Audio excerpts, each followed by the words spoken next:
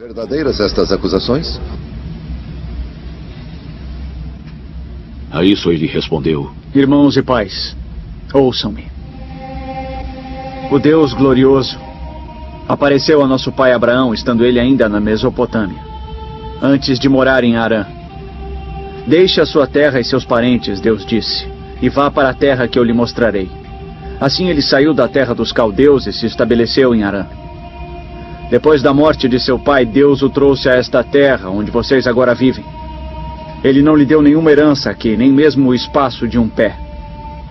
Mas Deus lhe prometeu que ele e seus descendentes possuiriam a terra.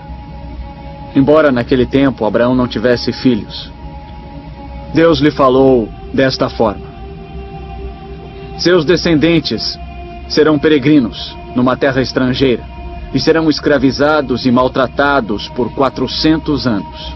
Mas eu punirei a nação a qual servirão como escravos, e depois sairão dali e me adorarão neste lugar. E deu a Abraão a aliança da circuncisão. Assim Abraão gerou Isaque, e o circuncidou 8 dias depois do seu nascimento. Mais tarde, Isaque gerou Jacó, e este aos 12 patriarcas. Os patriarcas, tendo inveja de José, venderam-no como escravo para o Egito, mas Deus estava com ele, e o libertou de todas as suas tribulações, dando a José favor e sabedoria diante do faraó, rei do Egito. Assim este o tornou governador do Egito e de todo o seu palácio. Depois sobreveio fome a todo o Egito e Canaã, trazendo consigo grande sofrimento. E nossos antepassados não encontravam alimento. Ouvindo que havia trigo no Egito, Jacó enviou nossos antepassados em sua primeira viagem. Na segunda viagem deles, José fez-se reconhecer por seus irmãos, e o faraó pôde conhecer a família de José. Depois disso, José mandou buscar seu pai Jacó e toda a sua família, num total de 75 pessoas. Então Jacó desceu ao Egito, onde faleceram ele e nossos antepassados. Seus corpos foram levados de volta a Siquém e colocados no túmulo que Abraão havia comprado ali dos filhos de Hamor por certa quantia.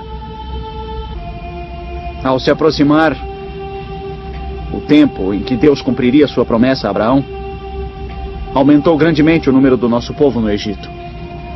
Então outro rei que nada sabia a respeito de José passou a governar o Egito.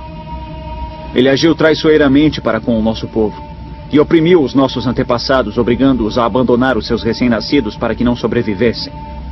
Naquele tempo nasceu Moisés, o qual era um menino extraordinário. Por 3 meses ele foi criado na casa de seu pai. Quando foi abandonado, a filha do faraó o tomou e o criou como seu próprio filho.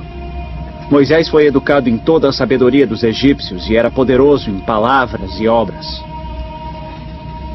Ao completar 40 anos, Moisés decidiu visitar seus irmãos israelitas.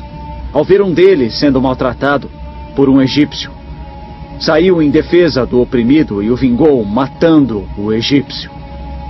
Moisés pensava que seus irmãos compreenderiam que Deus o estava usando para salvá-los, mas eles não o compreenderam. No dia seguinte, Moisés dirigiu-se a 2 israelitas que brigavam. Tentou reconciliá-los, dizendo: homens, vocês são irmãos, por que ferem um ao outro?